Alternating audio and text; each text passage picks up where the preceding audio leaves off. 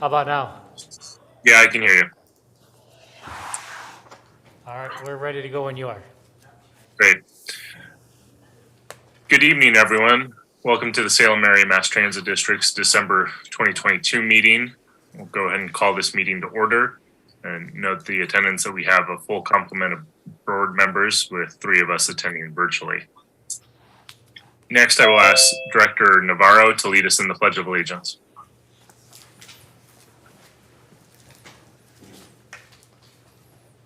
I pledge allegiance to the flag of the United Dean. States of America and to the republic for which it stands, one nation, under God, indivisible, with liberty and justice for all.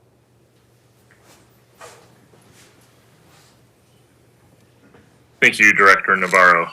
Next, I'll ask General Manager Pollack to lead us in the safety moment. Great, thank you. So tonight's safety moment may have been a couple of days too late.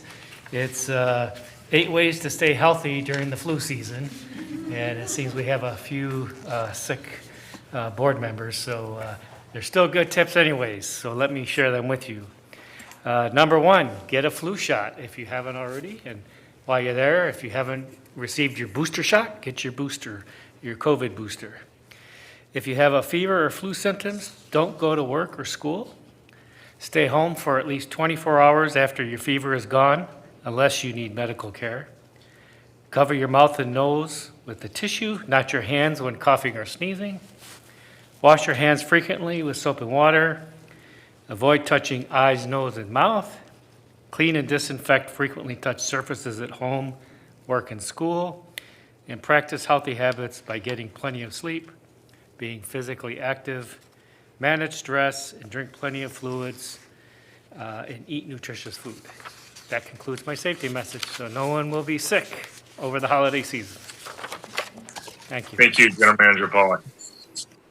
Next, I'd like to take this moment to note just one minor, I'll call it a Scribner errors change to an item on our consent calendar. So 2F in our agenda, item 2F, it says it's a contract for Glass Architects LLC for the provision of general engineering services. It is for architectural services, and it's correctly noted in our board packet. Just wanted to note the change in our agenda. So great. We'll go ahead and proceed to the first reading and public hearing of our fair ordinance. So I will first read the language for first reading of an ordinance. So this will be the first reading of ordinance number 2023-01 regarding proposed changes to the fare structure, fare programs, and fare levels described in the proposed ordinance in your agenda packet, and to set a public hearing from tonight's meeting on December 15th, 2022 to January 2026, 2023. To the January 26, 2023 board meeting to receive citizen testimony regarding the proposed changes pursuant to ORS 198.540 and ORS 267.150. Copies of ordinance 2023-01 are available at the back table for all those who wish a copy who are present. If no board member present at this public meeting objects, the first reading of the ordinance will be read by title only. Public notice was given about the first reading of this ordinance on Thursday, December 8th, 2022 in the Statesman Journal's public notice section of the newspaper and on their website, and on the agenda for the December 15th, 2022 regular meeting of the Salem Area Mass Transit District Board of Directors. Written notice was also forwarded to all members of the public and the news media who requested so. A second reading of the ordinance is scheduled for January 26, 2023 at the board's regular meeting. Action to adopt the ordinance shall be taken at that time. If adopted, ordinance number 2023-01 will become effective on March 1st, 2023. Ordinance number 2019-01 will thereby be repealed. So at this time, I'd like to open the public hearing, but first I'd like to invite staff to present the staff report. I'll ask Ted Stonecliffe, Transit Planner 2, to please come forward and present the report.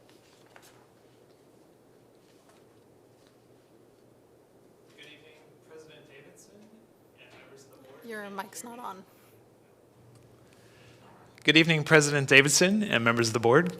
Can you hear me now? Yes. All right, thank you.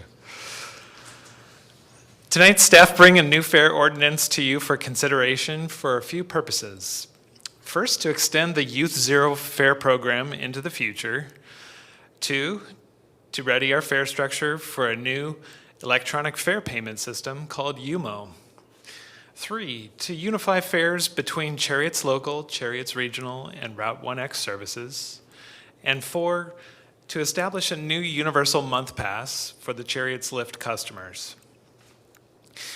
The Youth Zero fare was launched as a zero fare pilot program for all youth riding any Cherriots service beginning on September 4, 2022, and it has been a tremendous success. Regulations established by the Federal Transit Administration only allow experimental fare programs to last up to 6 months. Therefore, the proposed ordinance 2023-01 will extend the Youth Zero program for the subsequent 6 months and into the future.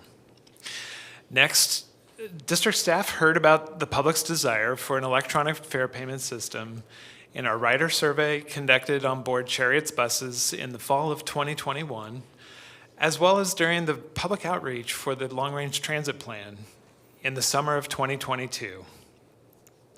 The UMO card and associated smartphone application will allow riders to pay their fare through a mobile app or a contactless smart card. Riders can manage fares within their UMO accounts themselves or by visiting Cherriots customer service. Many people find it difficult to pay their fare with cash, and having the e-fare as an option is expected to increase ridership. It is also a very equitable system due to the new way of earning free rides called fare capping. Instead of buying a day or month pass, riders will spend stored value in their accounts. When they reach the set value for a day or month fare cap, they get the other rides taken that day or month for free. Through this system, people will not have to pay the full amount up front for those passes, which is easier on their household budgets. This will be better for low-income families and encourage more people to ride.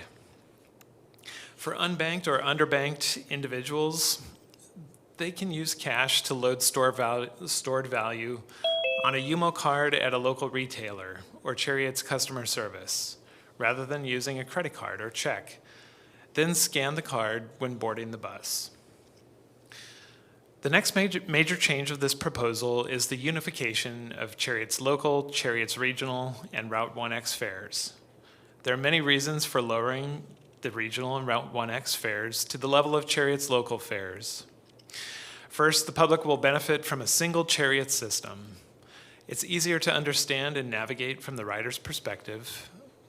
Second, when riders use stored value on the UMO card or in the app to pay their fares, they will be capped for rides on Cherriots Local, Cherriots Regional, and Route 1X at the same rate, thus encouraging more mobility on the entire system.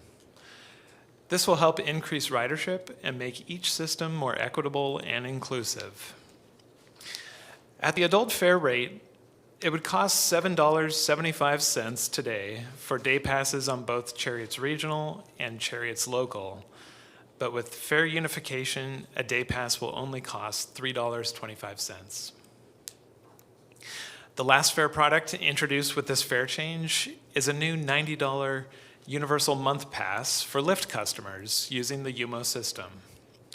This will lower the cost for individuals riding Lyft who ride 29 or more times in 1 month, and enable those with conditional eligibility to ride unlimited trips on Cherriots Local, Cherriots Regional, and Route 1X buses, increasing access to these customers, and individual rides on Lyft will remain at $3.20 as they currently are. A public notice of the fare ordinance proposal as provided in Attachment D was published in the Statesman Journal newspaper and in online versions 1 week previous to today on December 8th, 2022, and on Cherriots.org in both Spanish and English at the same time. As for the financial impact, the lost revenue due to the lowering of the Cherriots Regional and Route 1X fares is predicted to be approximately $90,000 per year, which will be paid by statewide Transportation Improvement Fund formula grant dollars. At this time, staff recommends that the board direct the first reading of Ordinance 2023-01 by title and receive citizen testimony regarding proposed changes to the fare structure, rates, and effective date for transportation services from the December 15, 2022 board meeting to the January 26, 2023 board meeting, pursuant to the 2 Oregon revised statutes referenced in the board memo. At this time, I would be happy to answer any questions you may have. Thank you. Are there any questions?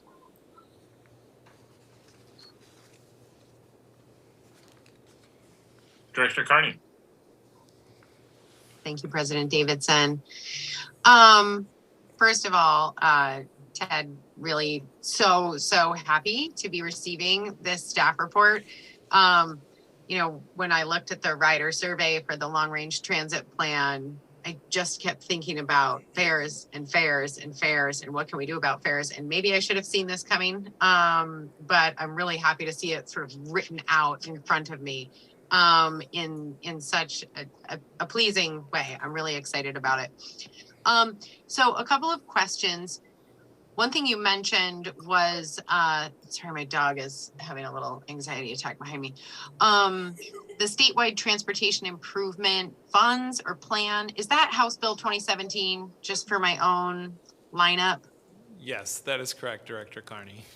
Okay, one for me. And then I can't say enough about the extension of the Youth Zero and also the cashless fare system. I can just tell you from personal experience living with somebody who is partially sighted and unable to drive, when my husband was taking transit every single day, totally easy to take the bus. Had a month pass, no big deal. Get on, get off, do whatever you need to do. When COVID came and he no longer needed to use it every day, when he never had exact change. He didn't know, he didn't have it as, it was no longer convenient to ride at all. And so it shifted to, you know, like Uber lifts and, you know, things like that. So this is a huge change for us personally. And I can just let folks out there that don't ride all the time know that this is going to have a huge impact. And I think it will dramatically increase ridership. And then two kind of more, like, I think this one is a little bit like public meetings process technical. So you might not be the person to answer this. But we're having a single public hearing and not 2 public hearings. And does that mean that the period for public testimony will close before our next board meeting and we won't receive in-person testimony at the January meeting, or does that opportunity remain for folks? Thank you for that question, Director Carney. As I understand, or General Manager Pollack could correct me, but as I understand it, the public hearing is opened at the board meeting tonight and will close with the board meeting on January 26, 2023. And any public comment that is received between those 2 board meetings qualifies as public comment for this public hearing. Is that correct? That is correct. So the board will be able to receive public comment up through and including the next board meeting. So the first, Okay. we'll bring this up again. We'll have any final testimony that people may provide at the meeting, then we'll close the public hearing and then take action. Okay. Is there a reason we don't just have 2 hearings and receive public comment and put it all on to the next hearing? That's the way we do it at my job. And so it's just, that's what I'm used to. So I was wondering if there was like a reason behind a single hearing that was held open. Yeah, our ordinance requires to be open for 30-day period. Okay, that's helpful, thank you. And then my final question is the Cherriots lift price is staying the same, and I have always used as kind of an easy point of reference, the Cherriots lift is 4 times as expensive as our fixed route service. Is that still a useful figure? How do we now understand the relationship between the cost to ride and operate Cherriots lift and the cost to ride our fixed route services? Thank you for that question, Director Carney. We are permitted by Federal Transit Administration to charge up to twice the fare of the local bus adult rate for that single ride. So that's why we have a $3.20 one ride fare for Lyft, and we're proposing to keep that in line with that pattern with the monthly pass, where an adult on the local system could purchase a pass for $45, and on Lyft it would be $90, twice that rate. Am I answering your full question? You may have a question about the cost to operate. Is that right? Looks like her screen has frozen. Yeah, I think we might have temporarily lost Director Carney. But I do believe her question was about the cost, not the fare.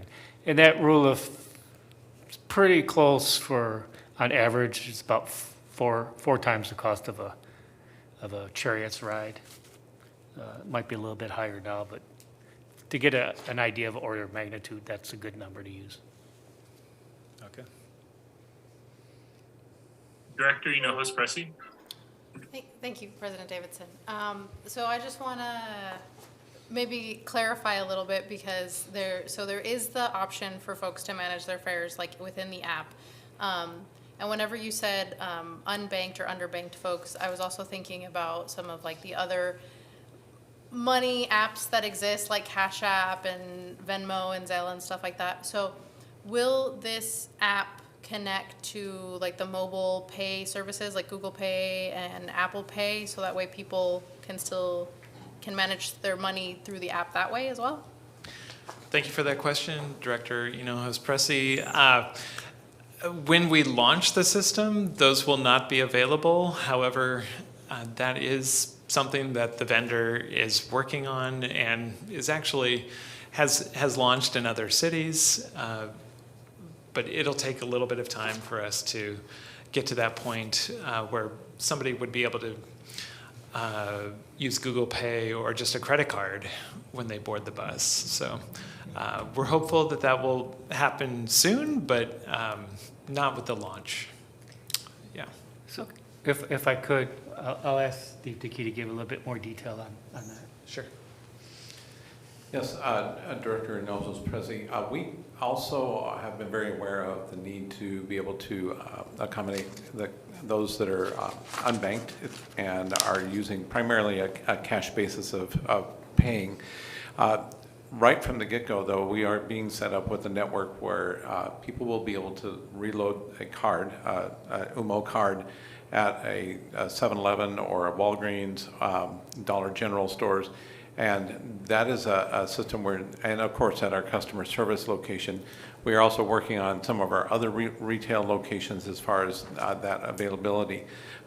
That would give them the ability to go into any of those establishments and pay with cash or card, whatever way they have available to them to put value on their account. So that could be done either if it's accounts on a mobile device or if they're just using the UMO card. But that gives the ability for someone who is unbanked, who's using cash, to be able to still utilize the system. Mr. Stonecliffe is correct in that at the beginning, the system will accept the app or the UMO card. They are currently in the process of finalizing the coding to be able to accept Apple Pay and Google Wallet, but that is something that is down the road at least a few months. Thank you. Director Duncan? Thank you, President Davidson.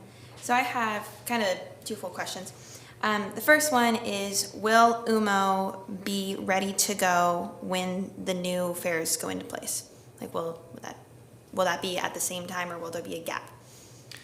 Thank you for that question, Director Duncan. Do you mean March 1st, 2023, as we're saying this ordinance will be in effect? Yes. The UMO system will not be ready at that time, so there will be a slight gap. We're hoping that it will happen early in the summer of 2023. The vendor is working diligently with staff, and but we will not be ready by March 1st. Thank you very much. Follow-up question. There's kind of twofold to this. I noticed that we don't have a fare in place for UMO card for a single ride. You can only buy for the day pass at a slightly reduced rate. Is there a reason that we're not including just a single pass in the UMO card, in the UMO option? Thank you for that question, Director Duncan.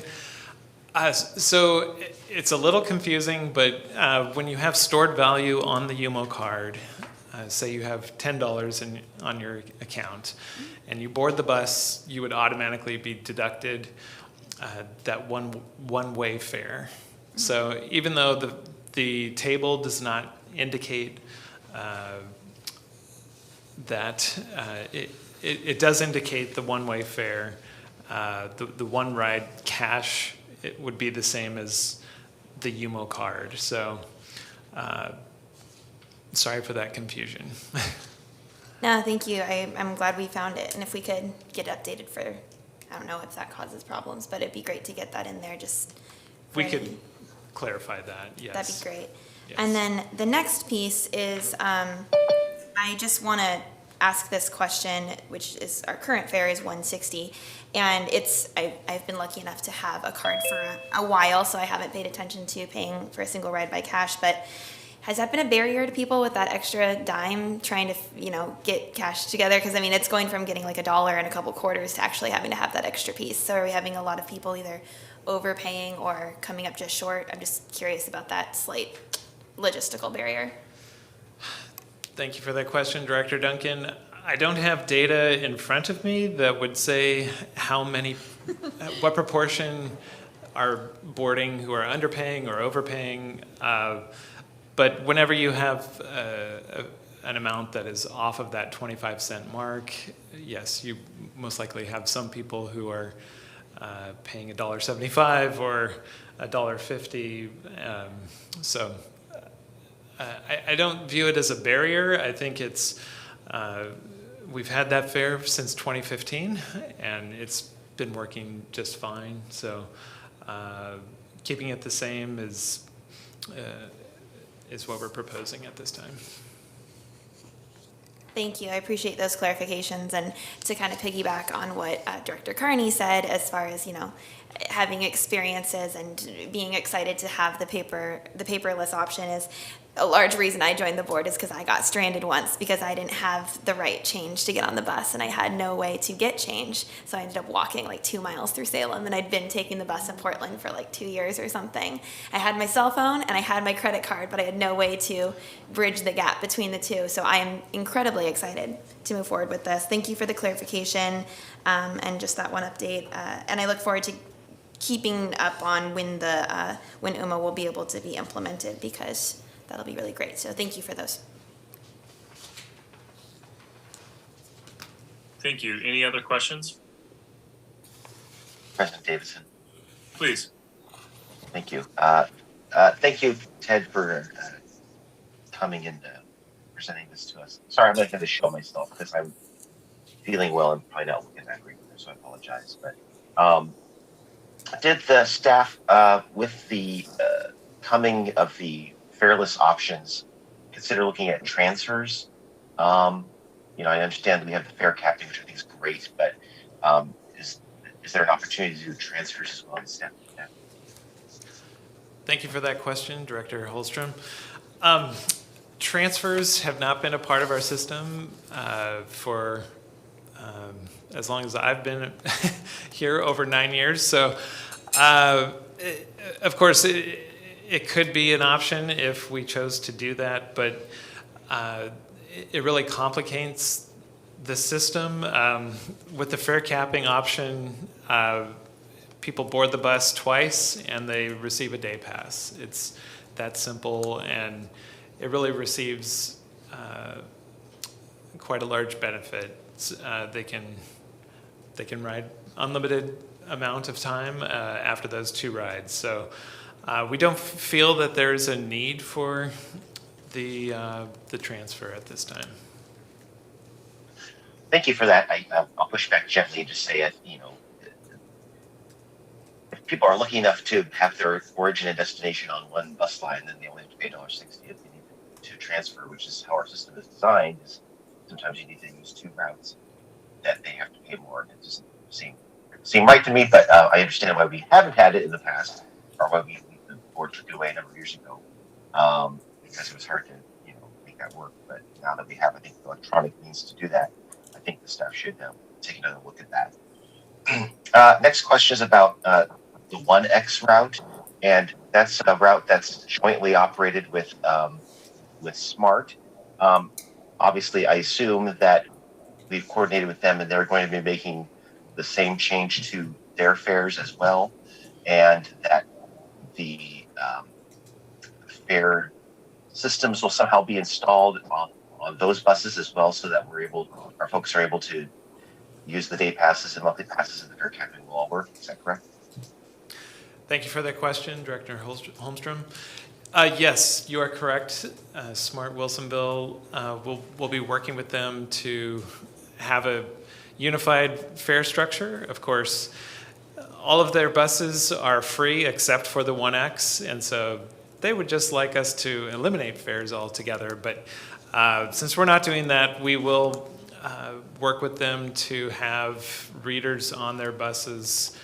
So if anybody is boarding and needing to pay with their UMO app or UMO card, that they would receive that credit, and therefore, once they get to Salem, if they're coming from Wilsonville, they would be able to board a bus here and receive that day cap. And it would not be a lost trip if that makes sense. So. No, that's great to hear. Thank you.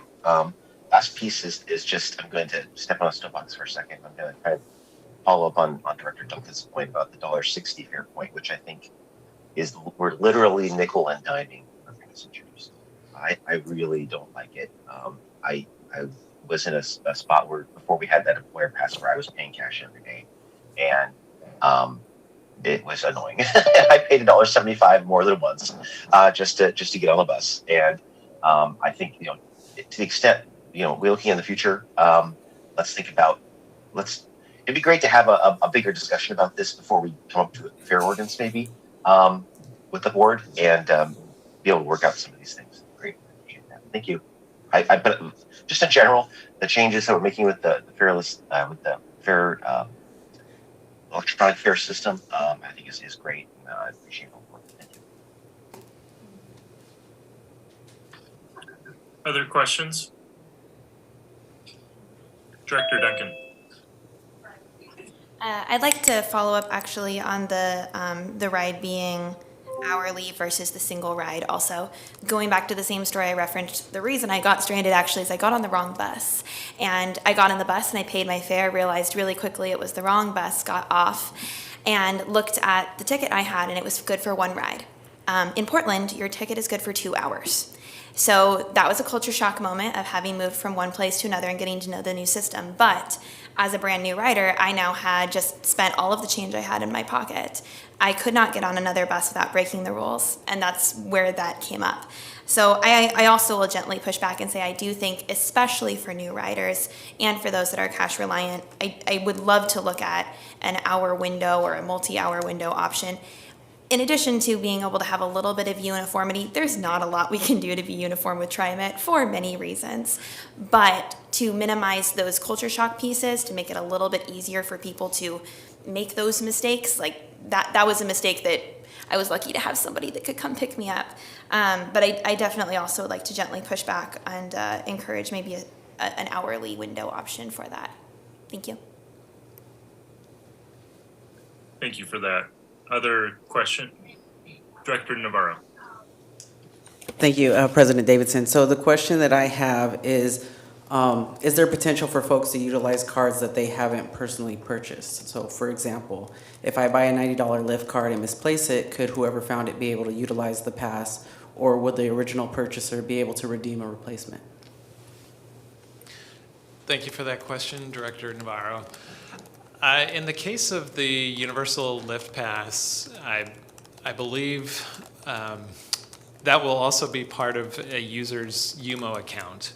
And that's an individual account. So that travels with you and is identifiable with a single person. So it's not like somebody would be able to pick that up. Director or Staff Director Dickey, would you like to make more comment on that? Yes, Director Navarro, the UMO system is set up as an account base, whether you're using the card or your app.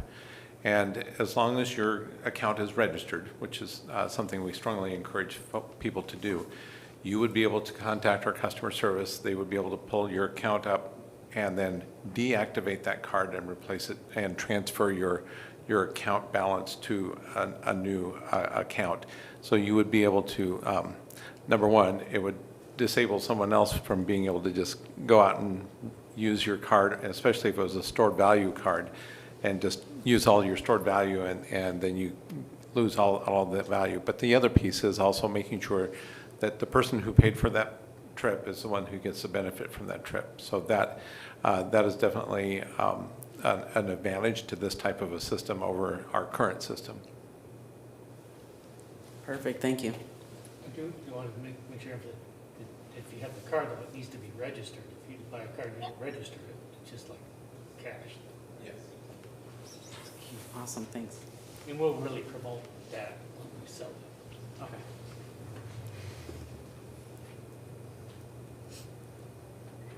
Other questions?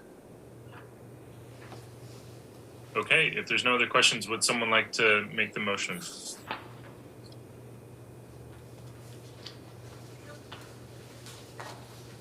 Director Navarro. Thank you, President Davidson. I move that the board direct the first reading of ordinance number 2023-01 by title and receive citizen testimony regarding proposed changes to the fare structure, rates, and effective date for transportation services from December 15th, 2022 board meeting to the January 26th, 2023 board meeting pursuant to ORS 198.50540, and ORS 267.150. Thank you. We have a motion. Is there a second? I'll second. Thank you, Director Duncan. Any discussion on the motion? See no discussion. All those in favor, please say aye. Aye. Aye. Aye. I got you, Director Carney. All right. Any opposed? Seeing no opposition, motion passes unanimously. This is the first reading of ordinance number 2023-01 by title. Ordinance number 2023-01, repealing ordinance number 2019-01 and establishing SAMTD fare categories and rates and establishing an effective date. Thank you, Planner Stonecliffe. Next, we'll proceed to public comment. Here I'll invite members of the public that may be in attendance, either virtually or in person, to provide public comment. But as you're, I'll make that invitation. But first, I'd like to note for the record that the board has received virtual or digital public comment from Nick Forte and Rebecca Beeman. And so that is, those emails have been passed along to the board, and they will show up in our official minutes for this meeting that will be reflected in next month's board packet as well. Okay, I do not see anyone for public comment, so we'll go ahead and close public comment and proceed to the consent calendar. If there's no items to be removed from the consent calendar, would someone like to make a motion? I move that we approve the consent calendar. I second. Okay, thank you. Motion and a second. Any discussion? Seeing no discussion, all those in favor, please say aye. Aye. Aye. Aye. Any opposed? Motion passes unanimously. Thank you. Next, we'll proceed to the action items, the first of which is the adoption of the 2043 Long Range Transit Plan. General Manager. Yeah, I'll ask Ted Stonecliffe to please come back up and present the report. Let me repeat that, my mic was off. I'll ask Ted Stonecliffe to please come up and present the staff report. Thank you, President Davidson and members of the board. Tonight, we bring the final version of the 2043 Long Range Transit Plan to you for adoption. The Long Range Transit Plan is a comprehensive 20-year planning document that provides a roadmap for transit and other mobility options in the district service area. From the draft document presented to you at the November 17th board meeting, planning staff and our consultant Jacobs, and I think Jamie Dempster may be on our call tonight, we have incorporated final comments from the project's technical advisory committee, citizens advisory committee, staff, and the board itself. Some of the changes incorporated included in the draft are an executive summary added to the document. Graphics and maps were revised to reflect a more general audience. And financial projection uncertainties were clarified, and a statement was added regarding an update to the document that will occur after a financial forecast is completed. At this time, staff recommends that the board adopt the long-range transit plan as provided in attachment A, and I can answer any questions you may have.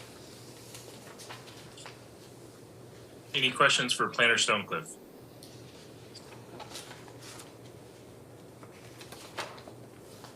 If someone's raising their hand, I can't see you. I'm sorry. Okay. Well, I have one question. Planner Stonecliffe, I know that this is a living document, and as you noted, that change about the financial figures will necessitate an update. But could you maybe speak to the nature of the living document and when or how we might anticipate changes to this? For example, once the Salem's comprehensive plan is finally finalized, and how that could be incorporated or other items. Thank you for that question, President Davidson. Yes, essentially the way we would update the document is by attaching documents as an appendix. This is available on our website, and so anything, if it's the comprehensive plan or any updates to future networks or future goals, projects that we would like to add or revise, those would be revised as an attachment to the document. Great, thank you. Other questions? Okay, seeing no other questions, would someone like to make a motion?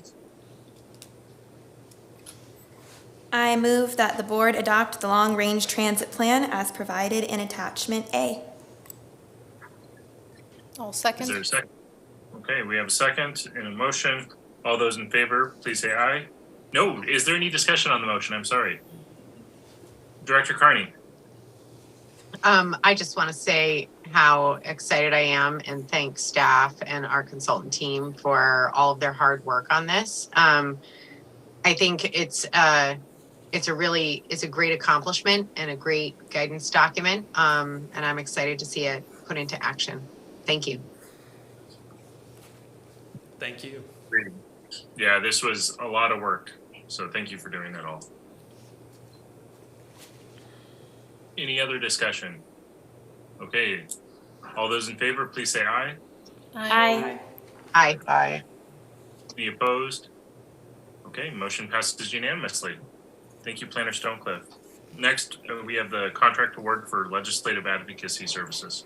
Yeah, thank you, and I will present this staff report. So the issue before you tonight is whether or not the board will authorize the general manager to execute a contract with CFM Advocates for state and federal legislative advocacy services.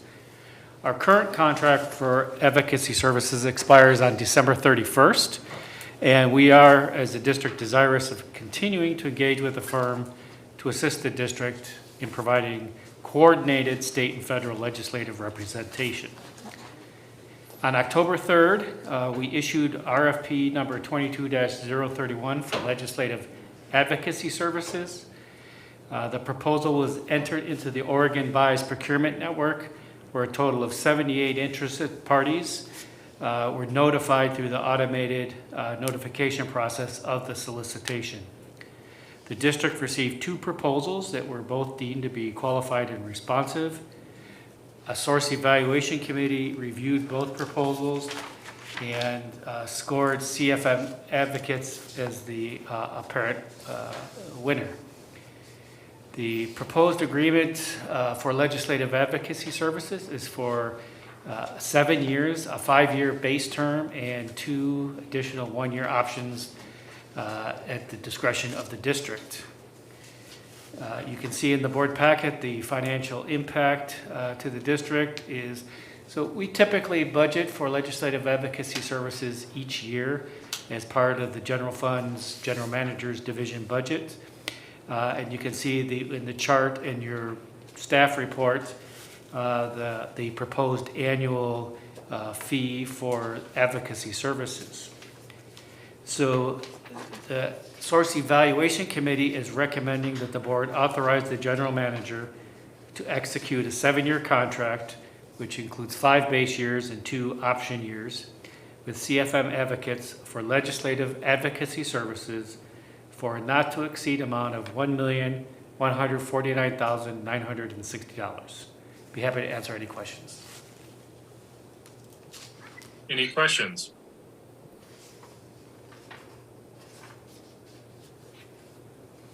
All right, seeing no questions, would someone like to make a motion? I move that the board authorize the general manager to execute a 7-year contract, 5 base years, and 2 option years with CFM Advocates for legislative advocacy services for a not-to-exceed amount of $1,149,960. I'll second. Okay, we have a motion and a second. Any discussion? Okay, seeing no discussion, all those in favor, please say aye. Aye. Aye. Aye. Aye. Any opposed? Okay, seeing no opposition, the motion passes unanimously. Next, we'll proceed to, excuse me, the next item. General Manager, could you introduce it, please? Thank you. I'll ask Steve Dickey to please come up and present the staff report on the South Salem Transit Center project.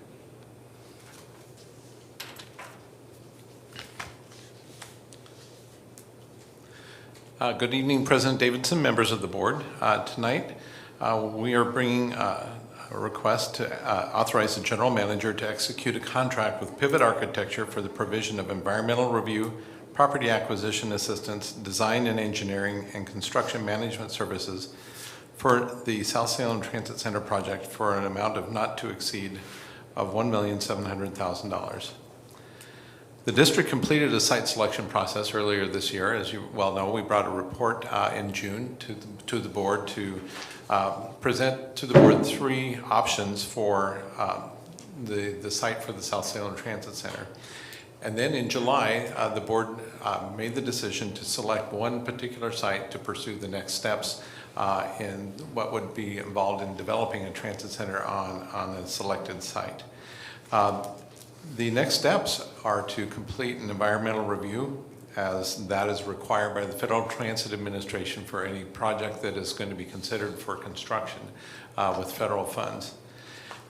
Once we have received a notice of concurrence with that study from the Federal Transit Administration and a finding of no significant impact, the district will be able to proceed with the process to acquire the property, and then of course following that would be to engage in the full process of design and engineering the facility, and then finally the construction of the project, and then of course the part that we enjoy the most, the ribbon cutting and opening and putting it into service.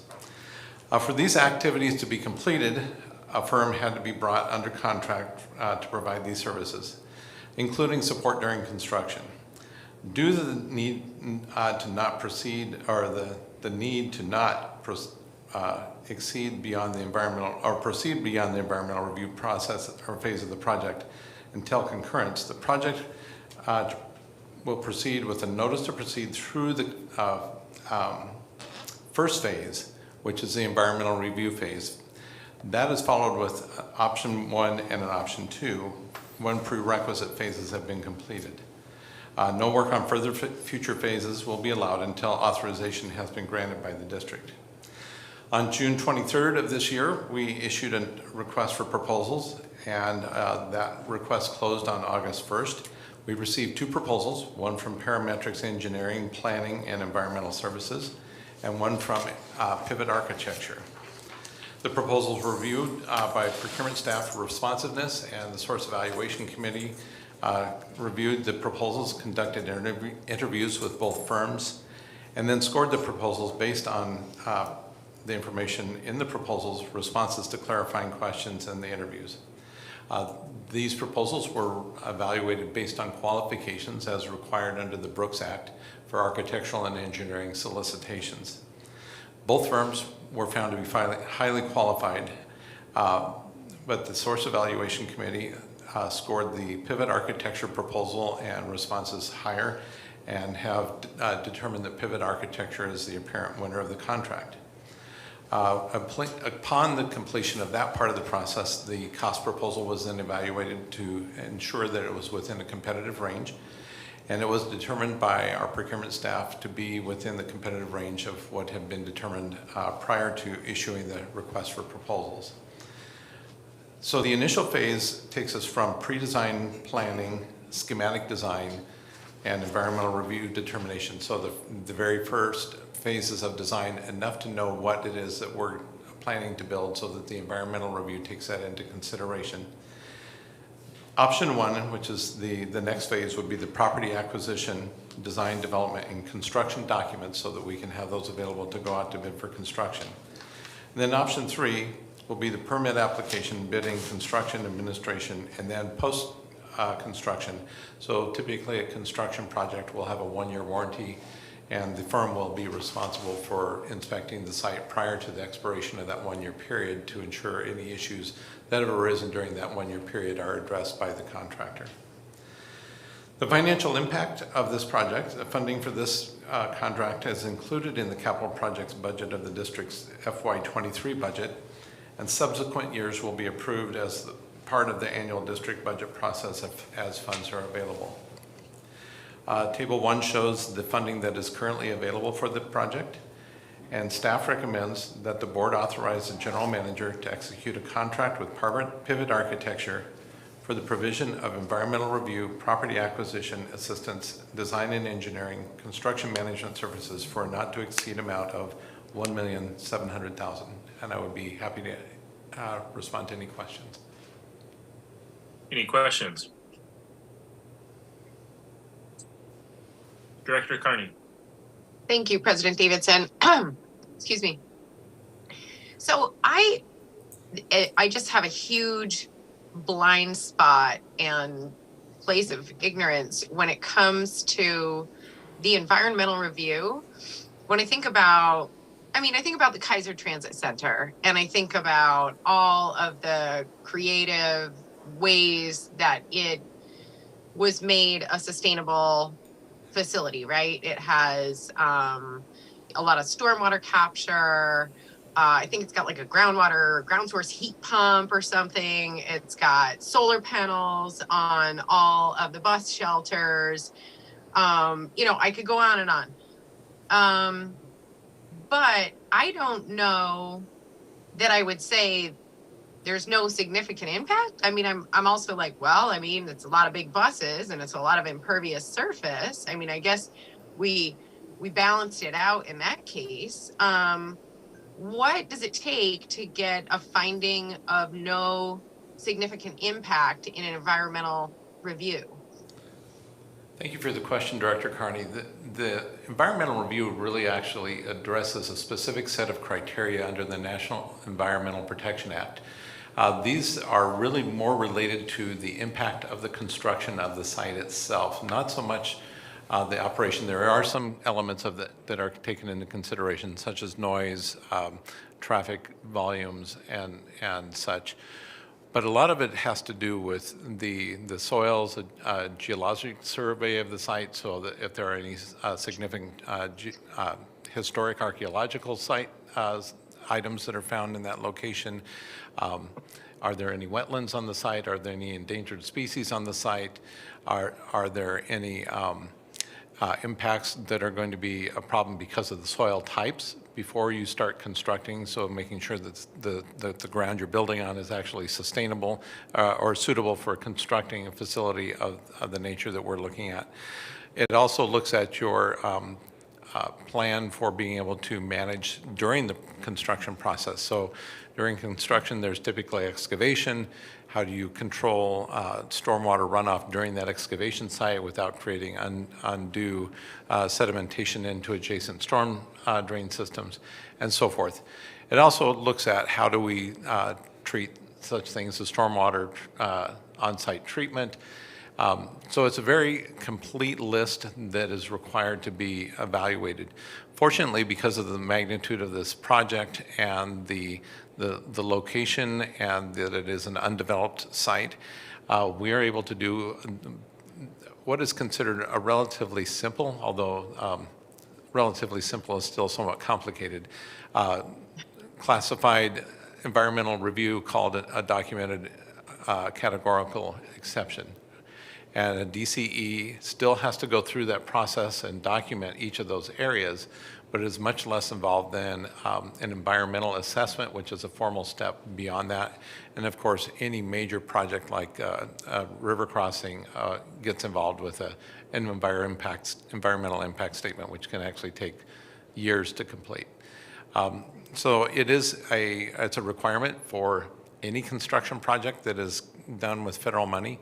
We complete this same type of a review for even when we do bus stop improvements. Because those are simple enough, we do those in-house. But this is a much more involved project, and we want to ensure that it's being done to the FTA's satisfaction. Okay, thank you very much for that. And then we have, in addition, right, so the finding of no significant impact, that's just kind of forward looking. We don't even have the design of the site or the building. We're not thinking about a ribbon cutting. We don't have a date yet. It's just kind of a blank slate, but it gives us the green light to go ahead. And then we have all of the state and local stuff to kind of step through after that. Do I have that order right? Yes, that is correct. There will be a certain level of design that is done prior to the submittal of the review. FTA requires it's approximately about 10 to 15% of the design is completed, enough to know you're going to have roughly this many square feet of impervious surface. You're going to have roughly this many buses coming and going throughout the day. You're going to be excavating typically to a depth that does not exceed a certain level. So those details are known to the team that is doing the review so that they can take that into consideration of what the impacts would be. But it does not get into the details of, well, then it's this size pipe and it's this size of, bench that we're going to place on there. That comes during the next phase of actual design. And I should say that when we get into the design phase, the actual design phase, there will be multiple stages of public involvement and stakeholder involvement to make sure that we are taking into consideration the community's input and what the needs are of our customers to make sure that we're meeting their needs as best as possible. Thank you. And then my last question, I think, at least for now, so I apologize for dominating the microphone here, but this environmental impact, or it's not quite an environmental impact study. I know that in EIS, like when they did an EIS for, environmental impact study for the third bridge, that thing lasted forever. It was good forever. As far as I'm concerned. And obviously that's an overstatement, but it was many, many years from the time they conducted the environmental impact statement to when they actually had a proposal for a bridge. Does this have any kind of a timer with it? Does it go bad? Do we have to use it within a certain amount of time before we get to, the next phases? What's the Typically, FTA will look at an environmental review, in this case, a documented categorical exclusion, a DCE, as being valid for a 2 to 3 year period before having to come back and reevaluate it. At the 5-year window, they really look at that as there's a potential for enough changes to have taken place in that time period. And even with an EIS, if no activity has taken place from the time the FTA, and in the EIS, it would have been FHWA and FTA, made a determination. If no activity has taken place in that 5-year period, you often are requested to go back to ground zero and start over, which is a lot of work for something of that magnitude. For this, we typically are looking at, you typically don't proceed with this until you know that you have a path forward and you're planning to continue once you've been given the green light. And that is our intention as well, is to be able to move forward and continue with the project once we have concurrence from FTA. Okay, that is useful. Maybe I was wrong about the EIS for the third bridge. I remember it being many, like an uncomfortable length of time old. So 2 to 3 years seems to me a very reasonable window of time. So appreciate the answers. Thanks. Any other questions? Okay. Would someone like to make a motion?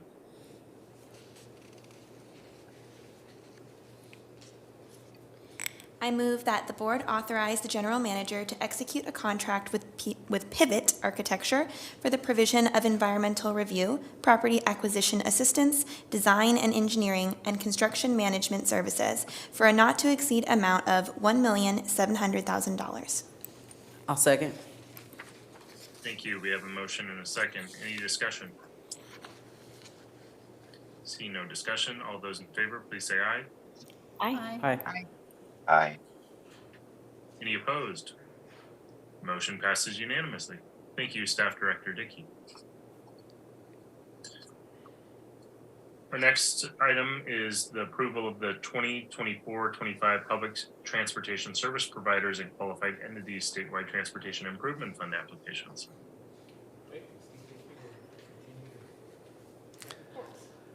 All right. Again, President Davidson, members of the board, tonight we bring to you the plan, the Statewide Transportation Improvement Fund plan for the Salem Area Mass Transit District for the 2024-2025 biennium. This is the third biennium for this program, and it does have a significant change in that during the 2020 legislature, Senate Bill 1601 passed directing the Oregon Department of Transportation to consolidate the statewide transportation improvement fund with the special transportation fund that has been around since the 1980s. They directed them to combine those into the statewide transportation improvement fund. And as a part of the rulemaking process following the passage of Senate Bill 1601, ODOT formed a Rules Advisory Committee. In fact, our General Manager, Alan Pollux, was part of that Rules Advisory Committee. And they were tasked with assisting in the drafting of the responsibility to ensure that the provisions of both of these programs were not lost in the merger, and that their intended beneficiaries would be included in the revised program. The Rules Advisory Committee held several meetings and worked with ODOT staff to draft the new rules, and in January of 2022, the Oregon Transportation Commission adopted these new rules. As a result, the STF and STIF programs, as we have always referred to them, have now become merged in one STIF program and planning process. So for this year, it has been a bit of a more involved process in working with parties that have been involved with this, both agencies who have applied for funds in the past through these two separate programs, and also with the advisory committees. used to have two separate advisory committees. Now we had to form a new advisory committee, which if you remember earlier this year, we appointed members to that advisory committee.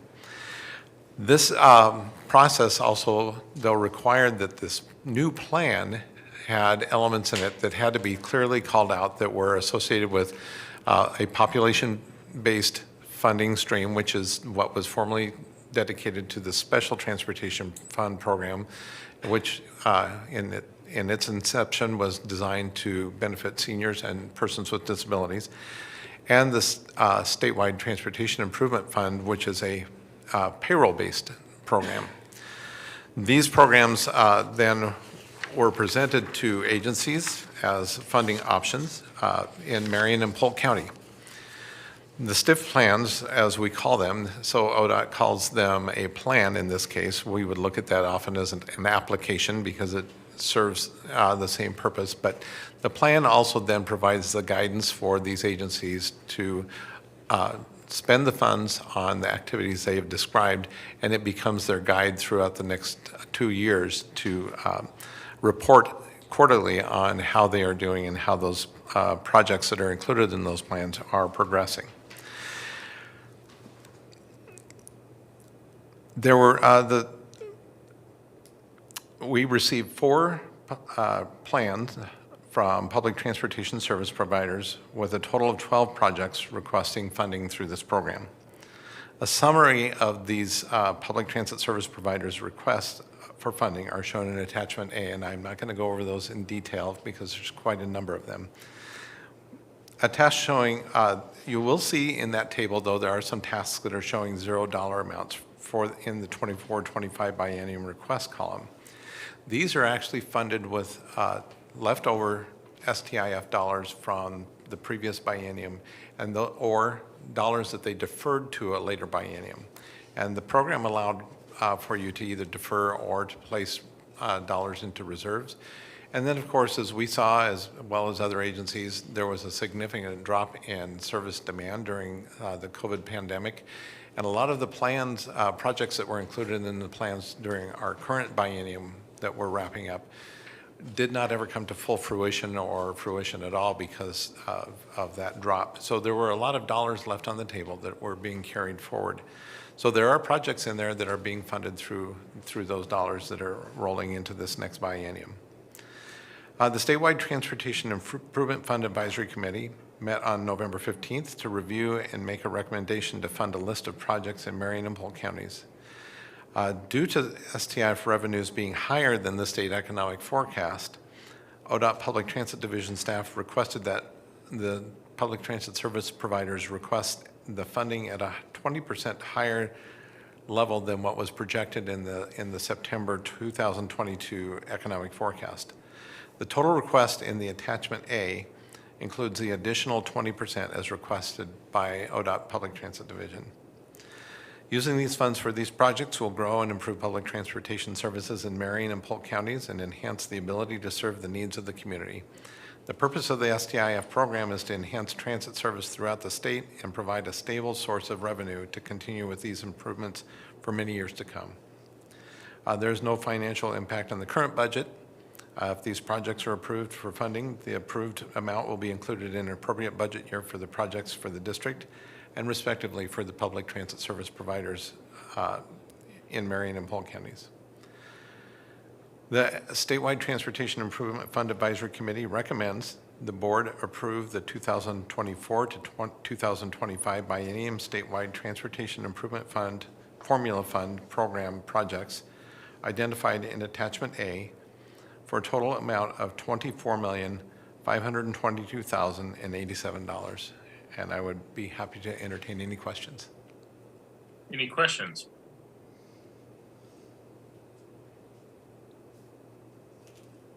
I'll get us started with one. Staff Director Dickey, if I heard you correctly, the $24 million amount includes a portion of rollover from the previous biennium. If that is true, how much is rollover? Thank you for the question, President Davidson. Actually, that is the amount of the allocation for the biennium. So this is the request that would be going forward for new funds. In the plans, if there is carry forward money, the money has, those projects, if you were to see the actual plans, which are many, many pages long, there would be a column that would list other funds, and that total amount would actually be higher than the 24 million if that was combined with what was made available. But what it does include, the 24 million does include the 20% above what the economic forecast projected as requested by ODOT Public Transit Division that be included in the plans. The rationale behind that was you can only spend what is approved in the plans. So if it does not come quite up to that amount, then the public transit service providers have been advised that some of the projects you need to be flexible with, so that if what is being projected as being higher does not come through, you're not cutting yourself short on essential services. But they also wanted to make sure that the service providers had the authority to spend the money if it became available to them. And right now what they're seeing is there was a higher amount of revenue that came in through the program than what the total of the plans were during the last biennium, and that was excess revenue that that they did not have authority to spend, so it had to just sit in the reserves until the next biennium. And that's why they're asking agencies to request 20% more. Could you help me understand then on page 167 on our board packet, the final item on that page for Salem Area Mass Transit District? So item 4 for Cherriots is reserves. And then in the second sentence there, it says reserves will be funded with funds from the prior biennium. And so I'm tracking what you're saying about the 20%, allowing us the buffer and flexibility. And if I'm reading it correctly, and if I'm remembering correctly, we were the only agency that set aside a reserve like that. And so I guess I'm just seeking clarification. Yes, thank you, President Davidson. So each biennium, you are also allowed to place some of the allocation into reserves. And typically what you want to place into reserves are those items which, if the revenue comes through, great, we're going to fund those. But if it doesn't, it's not going to keep us from moving ahead with critical parts of the plan that we want to move forward with. So ODOT's direction to us was anything that does not have a specific plan to move forward that is going to be critical to carry forward your goal, you can then program some of that biennium's money into a reserve, and then it is available if you need to use it for those purposes. So it is basically a cushion, what we're looking at because of what we're seeing right now with some of the inflationary aspects of construction and materials. The reserves, and we have recommended this with all public transit service providers, that you make sure those reserves are pretty healthy, that you take a little more of a conservative approach financially on how you program your dedicated projects, and then the reserves have that flexibility to be able to spend it if it is available. But Great, it also, thank you. yes. Could you help me understand the source of these reserve funds? Because from the text provided, it sounds like it's from the previous biennium, though based on what you told me earlier, the 24 million figure sounds like it's exclusively from this biennium. That is correct. So there are reserves from the previous biennium that can roll forward, and those are paying for the things that you see that in this column, which this is, think of this column as just what we're asking for that is available in this biennium. Anything that is showing a 0 would be funded from the reserves that would have been rolling forward, and in the full application you would see the dollar amounts. And I apologize if that's creating some confusion, but for instance, the local zero youth fare program that we spoke about earlier today, we're actually able to fund that in this next biennium with leftover reserve funds, leftover funds from the previous biennium.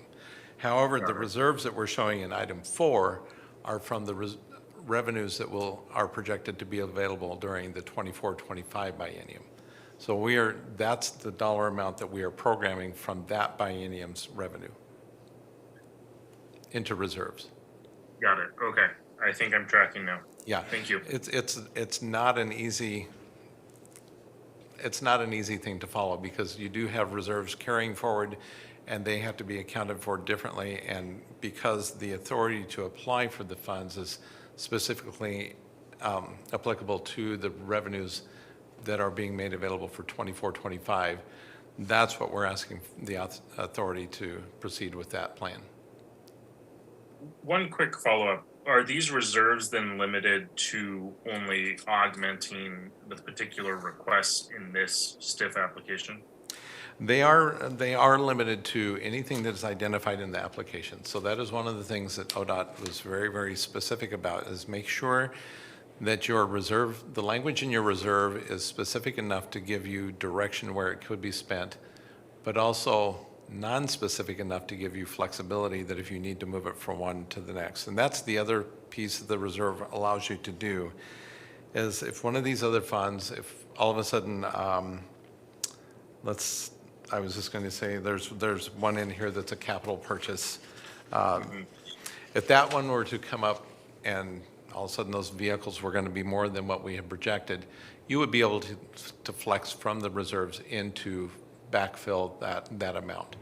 That's really what the purpose of the reserve is for. Got it. Thank you. Other questions? And President Davidson, one point of clarification, if I may. The one thing that you are not allowed to do is to spend reserve funds on something that was clearly not identified in your plan and approved, that did not go through the review process of the advisory committee and then, of course, approval by the governing board. Thank you. That makes sense. Okay, seeing no other questions, would someone like to make a motion? Thank you, President Davidson. I move that the board approve the 2024-2025 Biennium Statewide Transportation Improvement Fund, Formula Fund Program projects identified in Attachment A for a total amount of $24,522,087. I'll second. Thank you. We have a motion and a second. Any discussion on the motion? Director Navarro. Thank you, President Davidson. So I got to sit on this committee, and I just want to say it was such a great job with all the public transportation service providers that worked on this and were able to agree with what programs they could fund. Great. Thank you for sharing. Okay, seeing no further discussion, all those in favor, please say aye. Aye. Aye. Aye. Any opposed? Seeing no opposition, motion passes unanimously. Thank you very much, Staff Director Dickey, and I have a feeling you'll be up next again. So next we'll proceed to the adoption of resolution number 2022-07 to approve the federal section 55310 through ODOT projects for the 24-25 biennium. Again, thank you, President Davidson, members of the board. So if things aren't confusing enough already, we're continuing down this path. So historically, the Federal Transit Administration, Federal Section 5310 funds that come through ODOT had been done in a process in tandem with the STF program, the Special Transportation Fund program. And historically, the board would have seen a presentation of two tables and an application for funding that would have gone through the STF program and the 5310 program together. If you've been on the board for more than 2 years, you would have seen that from this current biennium.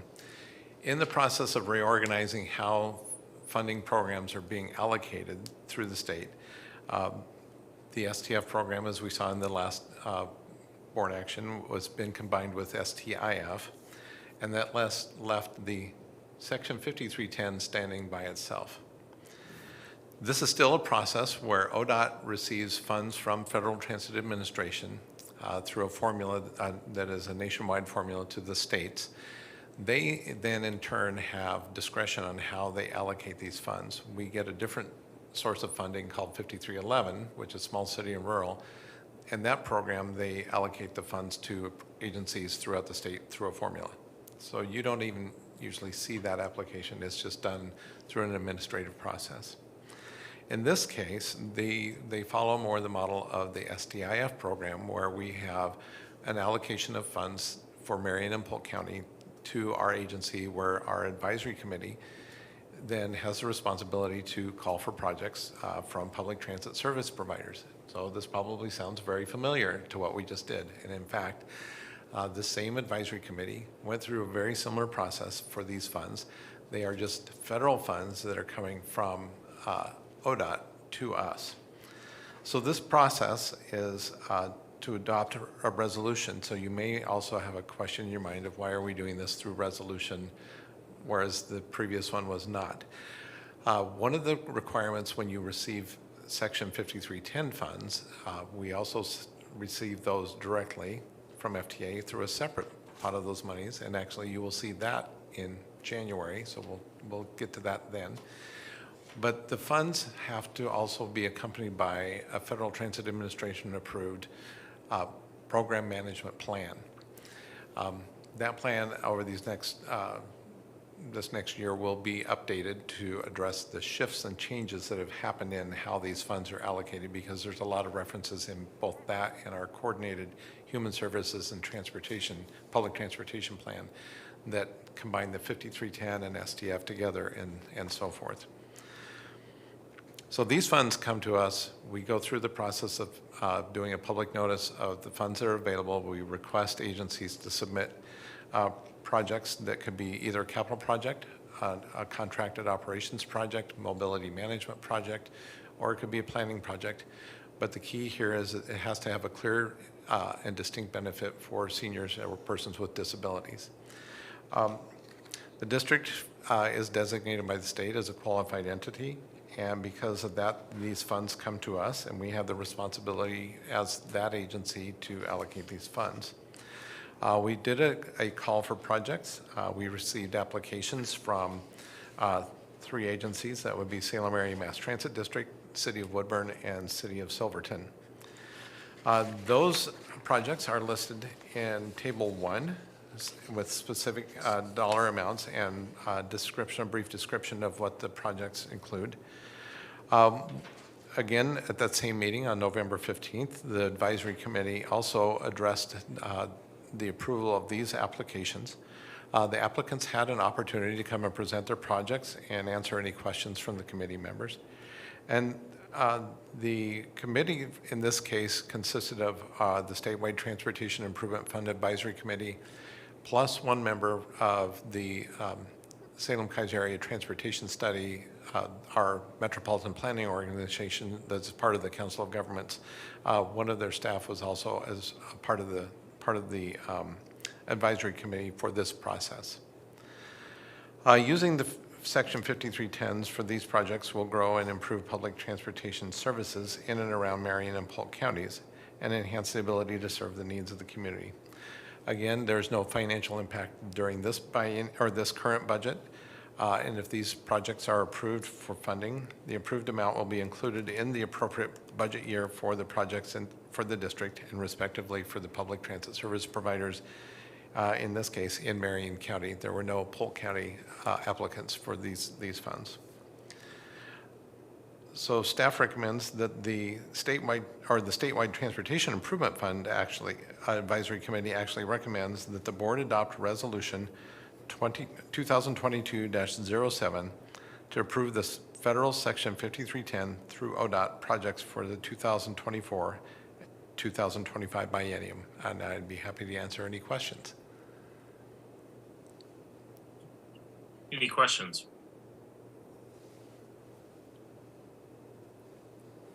All right. Seeing no questions, would someone like to make a motion? I move that the board adopt resolution number 2022-07 to approve the federal section 5310 through ODOT projects for the 2024-2025 biennium. I second. Excellent. We have a motion and a second. Any discussion? Seeing no discussion, all those in favor, please say aye. Aye. Aye. Aye. Aye. Any opposed? Okay, seeing no opposition, motion passes unanimously. Thank you, Staff Director Dickey. Next, we'll proceed to our last action item of the evening, which is an award of a contract with EC Electric to support the battery electric bus charging project at Del Webb. Great, thanks. I'll ask Greg Thompson to please step forward and present the report. Good evening, President Davidson, members of the board. Good evening. Tonight I am asking the board to authorize the general manager to execute a contract. with Can you hear?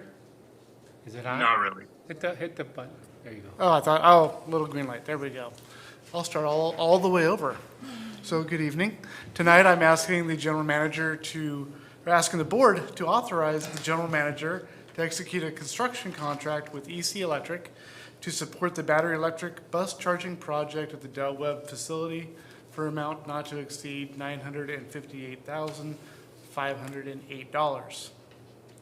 The district was awarded 2 consecutive no-low battery electric bus grants in 2020 and 2021.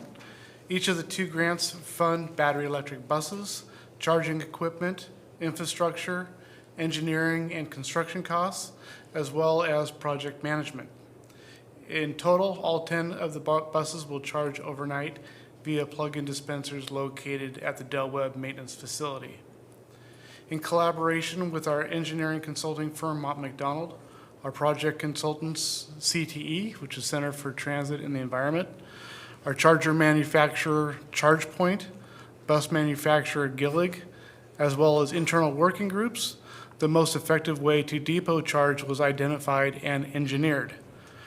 The charger purchase was approved at the February 2022 board meeting. Approval tonight is for the construction of the charger infrastructure and the installation. This will include the demolition and excavation of current concrete walkway. It's a raised walkway, and that's where most of the underground conduit is going to go. It'll be all of the electrical connections and conductors in all of the runs. It'll install 6 power blocks, which will then power 12 dispensers. There will also be underground infrastructure placed at that time for future expansion for up to an additional 8 dispensers. An RFP was released on August 15th of 22, and it closed on September 20th, 2022. 2 bids were received that met all specifications. EC Electric was identified as the winning proposal, and they were the lowest bid by nearly $200,000, and they had no change to the scope of work or the plan designs. EC Electric brings a wealth of knowledge. Most recently, they were the successful bidder and installed charging equipment at TriMet for some of their electric vehicles. The total construction costs were more than anticipated due to increased materials and labor costs. Because of these increases, an additional funding source was added to both the Lono grants to supplement that construction costs.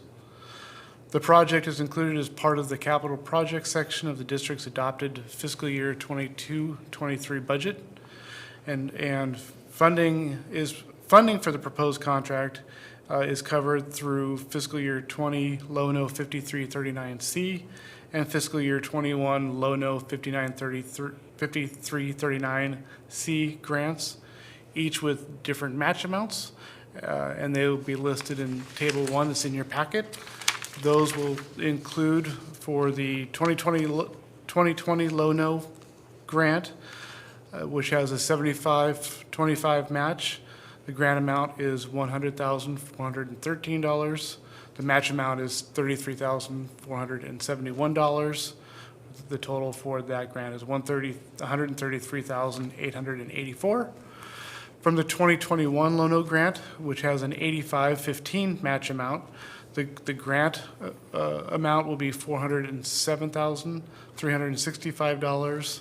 The match amount will be $71,889 for a total for that grant $479,255. $4. And then we're adding 5307 funds, which has an 80-20 match. That grant amount will be using $296,296 with a match amount of $69,074 for a total of $345,370 on the 5307, bringing the total combined for all three $958,508. Staff recommends that the board authorize the general manager to execute a construction contract with EC Electric to support the battery electric bus charging project at Del Webb for an amount not to exceed $958,508. And I would be happy to answer any questions you may have. Any questions? Director Navarro. Thank you, President Davidson. So it sounds like the construction is going to cover excavation, the installation of the electrical infrastructure, installation of the charging equipment. Does that mean that at the completion of this project that buses can pull up and be able to charge? Great question, Director Navarro. Yes, we've been through multiple procurements. We've gone through switchgear, we've gone through chargers, so this is bringing it all together. This will install that switchgear, install the power blocks, install the chargers, all the associated electrical runs, up to the transformer that Salem Electric will be providing at that property. So yes, everything should be charging. Awesome, I'm excited. Thank you. Thank you. Director Carney. Thank you, President Davidson. You may have said this in your presentation, but I don't see it in the staff report. When will we see all of this coming together? That's a fantastic question, Director Carney. There's multiple moving pieces, so we're estimating with the construction, we can start doing that would be March, late February, March. Having most of that infrastructure put into place. At the same time, Salem Electric is going to do a line extension from our current power and the local substation to the new transformer at the same time. The switchgear is anticipated to be delivered mid-April, which is going to kind of probably be the last piece remaining. The charging equipment will start being delivered at the Del Webb location this January. So things are coming together. We're hopeful that by about the end of April, the construction will be completed. And the new update from Gillig is we're looking at a mid-May delivery for the buses. So that the timing should be finally just great. That is a lot of moving pieces. I wish you luck. And then this is just so that I begin or maybe one day get things straight in my head. The low-no grants, that's grant money that we have to use or it kind of goes bad, right? But at this point, it wouldn't go bad because we have it obligated. You are Am I correct. saying And, yeah, and this one, if there was an expiration date, we're not running up against that. We've been moving fairly quickly on all of our processes, and there's nothing languishing on this. There's no fear of it expiring. No, I just wanted to make sure I was understanding how the different grant monies worked and I had it straight so that I could speak with any intelligence to any of this. Thank you, Manager Townsend. Thank you. Could you remind me what 5307 funds normally go towards?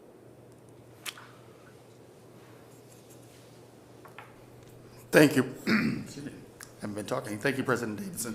So 5307 funds are allocated to urbanized areas, and so it's a formula fund that we get annually, and we divvy up between operations and capital expenditures. That's how we utilize those funds. It's a process every year that we go through. Great, thank you. Other questions? Okay, seeing no further questions, would someone like to make a motion?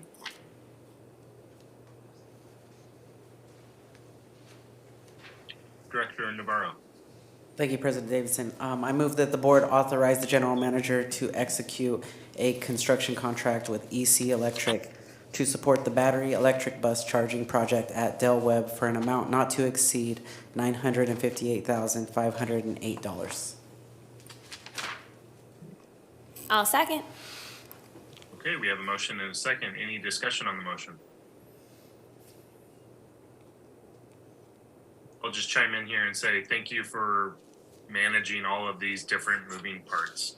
This is incredibly exciting, but I imagine maybe just a little bit stressful.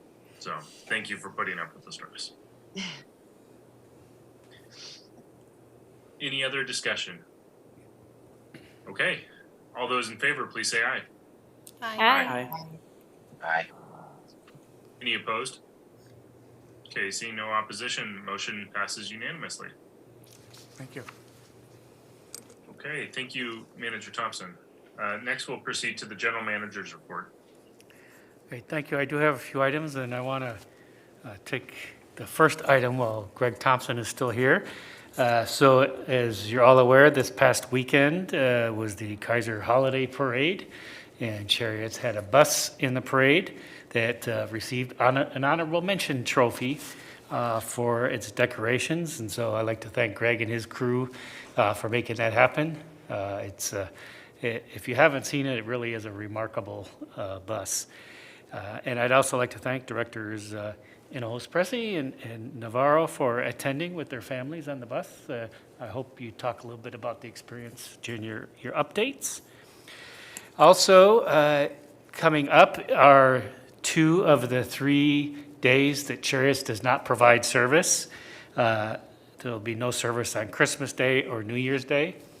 And for someone who's been around a while, it is great to be able to say we only have 3 non-service days in a year, when only a couple years ago it was over 110 days of no service a year. So a huge difference to this community thanks to HB 2017. But there will be no service on those 2 days. You all should have received an email from Service Planning Manager French with the updated Youth Zero ridership numbers. And once again, November had a significant increase in ridership from previous year, and year-to-date, just phenomenal increase in ridership for youth. I'm happy to report earlier this week we received the last of our 5 brand new compressed natural gas buses from the Gillig plant. So they are all here now on property and being prepared by maintenance to go into service. So that's exciting to replace some old aged buses, all red ones, and get 5 blue ones back out there. So that is great. What's next? Okay, so if you all remember last month, we had a little recognition event for Linda Galeazzi and for her retirement, and then we look over and there she is. She was gracious enough to stick around a little bit longer, but next Thursday really is her last day, and we'll have a little send-off for her next week. But make sure you, if you haven't already, have a chance to make her goodbyes. And rumor has it we may see her for a few days in January to help with the transition of her replacement. You also should have at your desks Board of Directors information report. We're going to start providing this to you each month. It's little bits of information that will help you when you're out communicating to the public. We will email it out tomorrow morning. Here it is. For those who are here. We will email it tomorrow for those that are attending virtually. So it's just a few tidbits of information to help you as you're communicating with your constituents. It talks about the free transportation we're providing this weekend to the Arches Project for their event. Talks a little bit about our news coverage. This has been a big week. We had a feature in the MTM, our vendors newsletter, about our expanded partnership. And this morning we were in the Salem Reporter where President Davidson and Service Planning Manager French were interviewed as it relates to our long-range transit plan. It was a nice article by Salem Reporter. And then a little bit of information on our partnership with the Salem Kaiser Public Schools, and talking about a project we're working on with their marketing group on a safety and etiquette education campaign to help the youth successfully traverse through our services.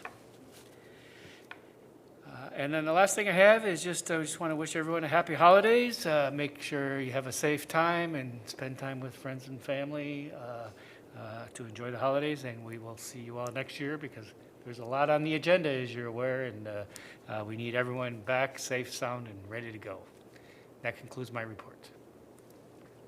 Thank you, General Manager Pollack. We'll go ahead and proceed to the Board of Director reports, and I'll invite Director Navarro to provide his report. Thank you, President Davidson. So as you guys just recently heard, we were awarded a trophy for the most lit float in the Kaiser Lights Parade. That's not the official name, but I feel like that's the most accurate. I would like to take credit for that. Thank you. I said that it was the most lit float. So congratulations on the maintenance to the maintenance department for putting that together and doing a fantastic job. Everybody loved it. We got a lot of cheer. Well, I got to ride, so I got to see people waving, and it was definitely awesome to see so many people so excited. I think at just seeing Cherriots in the parade, and then also seeing that it was a great float. It seems like there's a lot more appreciation for everything that we've been doing for the community. So that was exciting to be a part of. I also attended the Citizens Advisory Committee this month. As we heard earlier tonight, there have been some new appointments. Thank you to Mark Connect and Pat Schwab for your time and dedication on the Citizens Advisory Committee. I know that volunteering can seem like a thankless job, but I want you to know that I think I speak for everyone here when I say how much we appreciate your support. I want to congratulate Marja Byers and Judith Richards on your appointments, and to Chair John Hamill and Vice Chair Sue Coffin on your new roles.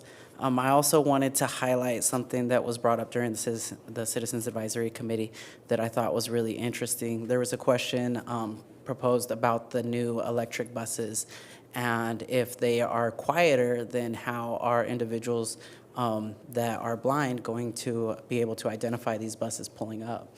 And the answer was that, or one thing that they related was that they use the braking system to identify that they have a bus coming up. So for those that aren't familiar, heavy trucks and buses have an air brake system, and that gives off a distinct, almost like a hiss sound when they're braking.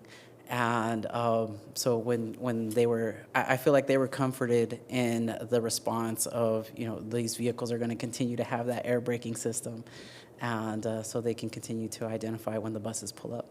So that was pretty exciting and enlightening for somebody, that doesn't experience that, to know that we're doing everything we can to support folks. And with that concludes my report. Thank you, Director Navarro. Director Carney. I have a pretty short report this month. Shortly after the last time we met, I went to urgent care and got diagnosed with pneumonia. And then the following week, just in time for the SCATS Policy Committee meeting, which I had to miss because I couldn't get out of my bed, we all got influenza and had to cancel Thanksgiving plans. And we've just been dropping like flies since and kind of rolling through this illness. So I don't have a lot to report, but unfortunately I am going to be out of town for next week's SCATS Policy Committee as well, though I will be able to attend remotely from the East Coast if Director Duncan is not able to sub in for me. But I apologize for such a low participation month, and I hope to be back on my feet in 2023. And to our earlier work session presentation, while I did take a lot of value from that, I just want to say I leave these meetings energized and full of positivity and feeling great about my community and the work we do and the work of the transit district as a whole and our executive team. So I just want to say thank you for helping me leave with those feelings each month, because I find a lot of value in the opportunity to be here. So appreciate you all, and happy holidays. Thank you, Director Carney. Director Hinojosa Presi. Thank you, President Davidson. I also don't have much of a report. Normally, I am the liaison to the Citizens Advisory Committee, but I had a conflicting board meeting, so I wasn't able to go, and Director Navarro was kind enough to go in my stead. But I did want to make a note about both the Youth Zero Pass and the Kaiser Holiday Lights Parade. It was really fun getting to be on the bus. There was a ton of teenagers that were just super excited to see the bus, and I think it's, just them getting to use Cherriots more often and getting to know about the bus system. And I actually heard a story from Superintendent Perry about how one day she's like pulling out of the district offices, which is like right next to like McKay High School, and she hears a bunch of kids just yelling, and she thought maybe it was like a fight, and she turns around to look, and it's just a bunch of kids sprinting, trying to get to the bus. Just like this huge mass of children trying to get onto a Cherriots bus. And so I'm just really excited to see all our youth getting to get around town in a different way. And I'm so glad that we were able to provide that for them. So thank you, team, for making that happen. And that concludes my report. Thank you, Director Hinojosa Presi. I will go ahead and do my report. So earlier this week, the Mid-Willamette Valley Council of Governments met. We approved a supplemental budget, received our normal reports, and did a evaluation of our executive director. And then we also elected board officers. In that meeting, I was elected vice chair of the Council of Governments. So I'll serve in that position for this next year. So excited to continue to serve the Mid-Valley region in that capacity. Looking forward to that. And we also adopted our legislative advocacy principles for the coming year. And I'm very happy to announce that funding regional transit was a priority adopted unanimously by the Mid-Valley Council of Governments. And so excited to work with other government partners to ensuring that we are able to fully fund a robust regional transit system. So excited to continue those conversations. And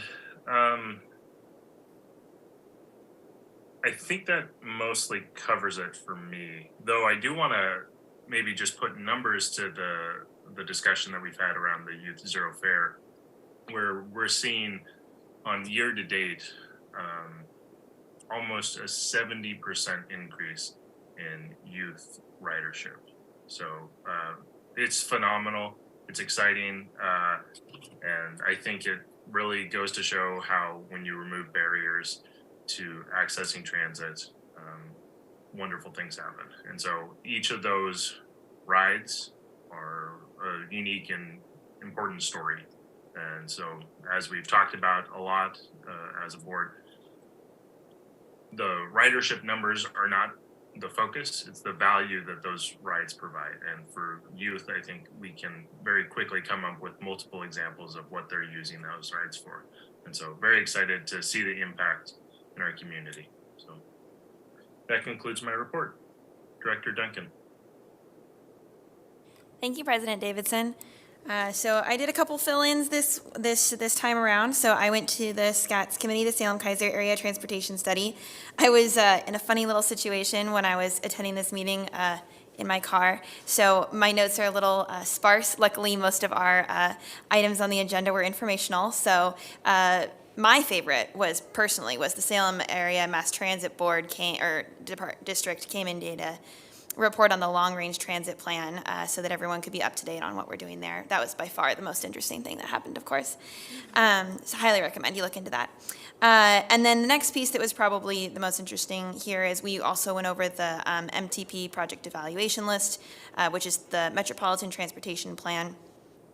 Basically, it's what is going to get funded as far as all of the different projects that are proposed. I am really happy to say that there's been a lot of commentary by the community asking for more infrastructure and to favor projects that include bike and pedestrian, and that was reflective in the comments. And so I think a lot of the work that we've been doing to try to reach those members of the community is working, and there's just, there's voice for that, and we'd love to see more of it and see that continue, but that was very encouraging considering that we've been trying very hard to make sure that those voices are heard. So those were the big highlights from that particular meeting. And then the next one was for the Mid-Willamette Area Commission on Transportation, so MWAC. The most important highlight there was ODOT came and gave a presentation on their budget and implications for their fund exchange program. I think that what stood out to me the most for just as far as highlights go was them talking most about there's an area of their budget they're very concerned about being able to fund properly.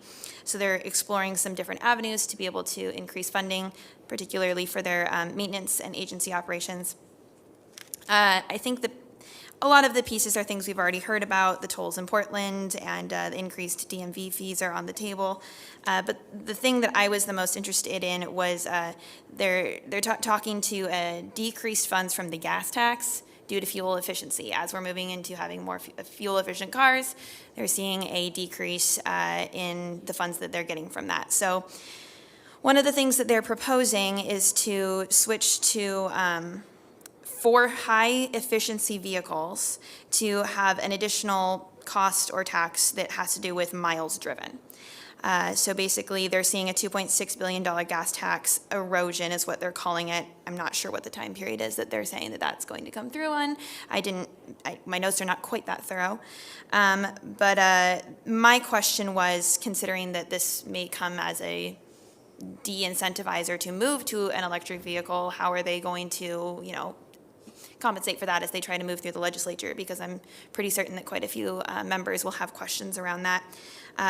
What they said is that there should be an offset in the title fees and other regulated fees that go with having the vehicle. So there's a piece, and that they said that it shouldn't increase the lifetime ownership by anything more than 2%. So that was their answer. I think there's a lot to be explored there as we, go through this change and seeing where this piece goes, and that's the main highlight from that. There are some very specific projects. I know that President Davidson probably has more insight into this since he is part of this committee normally, whereas I was just popping in and I'm still learning more about what we're talking about there, and I know that we'll have more insight going forward. But yeah, a couple of projects specifically coming up. There is a online open house for improvements at Orr's Corner Road. If you want to check that out, the Google key number is 21374. Lastly, but in my opinion, very high importance, I was invited to attend the Northwest Hub's fundraiser. And if you don't know what the Northwest Hub does, they do a lot of things. The main one being that they provide a lot of services to our community in the way of bike and pedestrian. They also have a farm worker outreach program where they provide bike and bike kits to people that don't have other means of transportation. And one of the pieces that stuck out to me in their conversation was that people were coming to them, especially during the times that Cherriots did not have service. So Saturdays and Sundays, and then evenings are a major challenge, and they had people coming to them that were working swing shifts, that were working night shifts, that were working weekends only. And for them, a lot of the time, this was felons, because those are the jobs that they can get. And on other times, those are migrant workers who are monolingual speakers that are not English. Again, they're limited to the types of positions. So as we're able to open up things like Saturday and Sunday service and into the future, that is a direct, equitable reach that we're making. Certain communities are forced into the less favorable versions of jobs, and those communities are the most affected by our lack of service in those time frames. So it was just really hit home for me how much that really affects those communities. The next piece is that they brought up how many bike kits they're putting out there into the community, which I just found insane. This last year, they put out 743 bicycle commuter packages that were distributed in our community. That's how many people need this transportation that don't have access to a single passenger vehicle regularly. The need, they say, is only growing. The reason that they moved over into Woodburn to work into this farm worker outreach program is because they have seen a 40% increase in bicycles distributed just in this last year. They also have distributed 200 bicycle kits to refugees, which is also a completely new program and new piece of outreach they didn't have before. So it was a really tangible and impactful experience to see in hard numbers how many people don't have access to these resources that we talk about, absolutely need this infrastructure, and how much that need in our community is growing. And they're happy to partner with us when we need them in the future and when we can be helpful to each other. And so we'll be available to work with them. So that concludes my very long wrap-up. Thank you, Director Duncan. Director Holmstrom. Thank you, President Davidson. I don't have much to add, I'm afraid. This month, family is also dealing with some illness, as you can tell. I'm the last couple weeks, last in line in the family to get. Sorry, I was muted. Let me try that again. Thank you. So with that, that concludes what we have for tonight's agenda. Thank you everyone for participating. Thank you to all of the behind the scenes work that made this meeting work. And thank you to those that are on Team Cherriots, making Cherriots a wonderful place to work and a wonderful service to our community. So with that, we're adjourned.